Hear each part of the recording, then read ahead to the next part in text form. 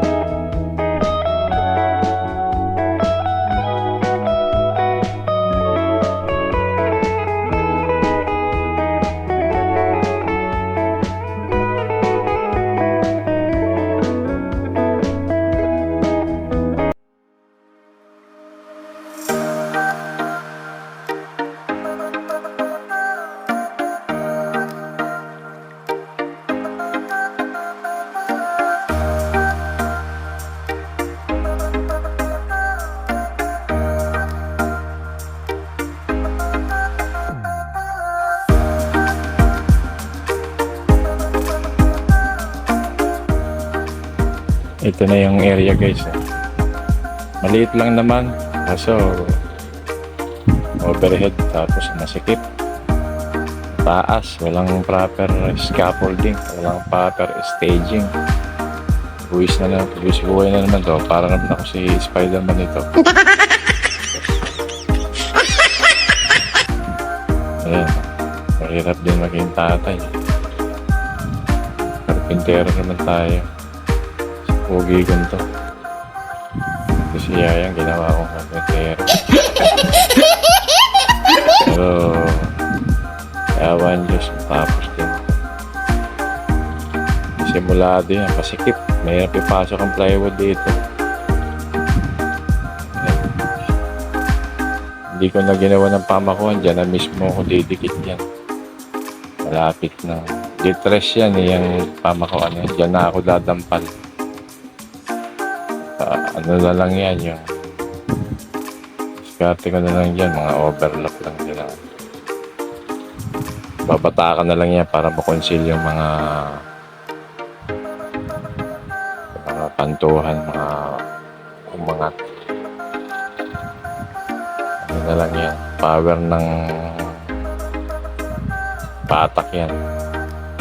Batakan na lang. Yan, pwede yung skin coating na yung ting-ting na yan. May budget na siya. Mahalaga, may conceal ko lang lahat ng opening na yan. Mainit kasi dito pagka direct mo walang kisame. Ito pa yung balance niya sa labas ng kwarto.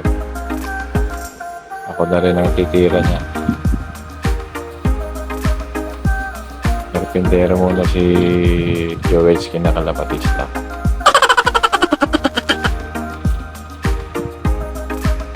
Sa Limuot. Yan dadaan yung electrical natin.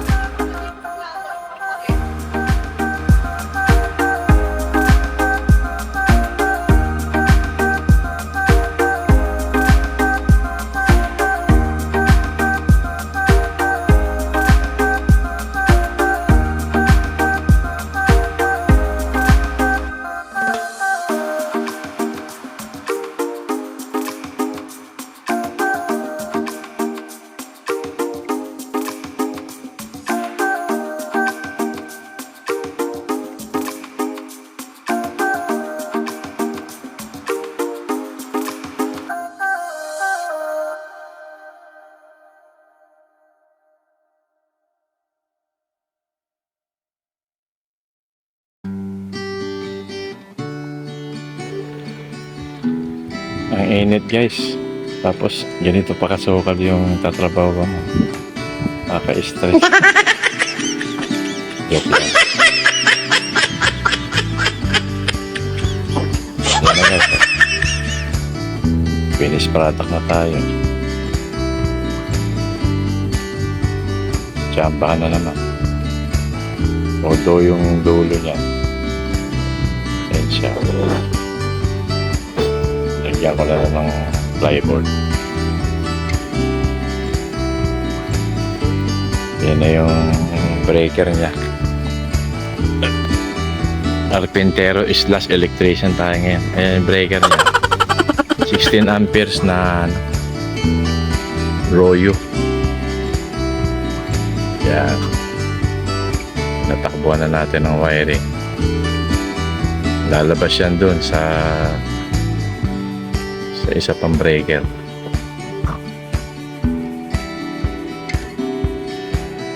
Kasi prone yan ng ano eh. In case magkaroon ng overheat, titrip lang yung breaker doon. Which is 16 amperes. Dito ang pinaka source niya. Ayan. Ilinlin na to tong area na to. Ayan, nakasubmeter si Linlin. Ilinlin yan. Hanggang dito ko na lang muna. Si Joey na magtatap. Na-itap ko na. Siya na lang mag-ano dyan dahil kung matamaan yung lamesa, mabasag. Sa ilalim na to may lamesa. Hirap na lagyan ng clamp dyan. Ito na yung ano guys, so yung AC. Ano kasi yan, ang installation yan, ano, hindi yan naka-inward ang installation ng AC na yan dahil hindi pwedeng ilabas.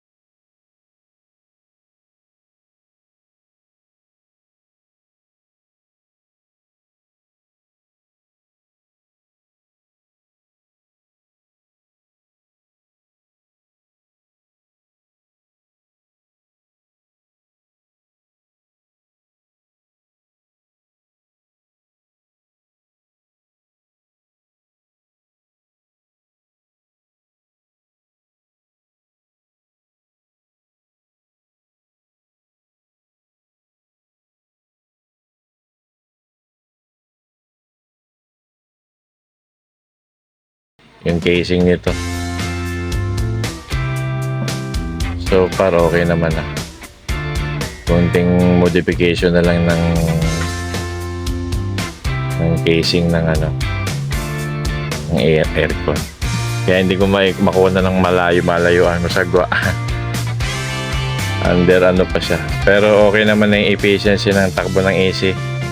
Ang kulang na lang yung i-rectify ko yung ginawa kong initial na casing ng aircon. pinaka-bracket niya. Hindi pa tapos na rin, hindi pa to final yung kabit ng aircon. Pero tinesting na magdamag, okay naman. Okay na rin yan. Pintura na lang kulang dito, tsaka masilya. Para mawala yung mga maging suwabe. Flawless, para maging flawless yan. Pero ano na yun, matagal-tagal pa yan magka-budget. Ang mahalaga ngayong summer, maibsan yung yung init. Nagkabit na rin ngayon sila din ng exhaust fan eh. Laki ng pinagbago guys. May exhaust fan sa bahay. Nawala yung yung init niya. Pinigop eh. Pinigop ng exhaust fan na 10 inches ang diameter. Yan na guys, so kahit paano ayos na. Bali ang na-purchase pa lang na exhaust fan, dalawa, isa kay Lenlen, isa kay Leia. Bala ko ikabit yung isa dun muna sa kwarto ni Leia, and then pagka may pera ulit bibili para dito sa sala, para may rotation ng hangin, hindi mag-build up sa taas, kasi ang build up ng init eh, kaya nilagyan mo sa taas ng exhaust, naiibsan yung init. At yun ang binabala. At least meron ng isa si Leia, kakabit ko rin dito sa kwarto. Okay guys, till next time, God bless. Keep hydrated during this very hot summer.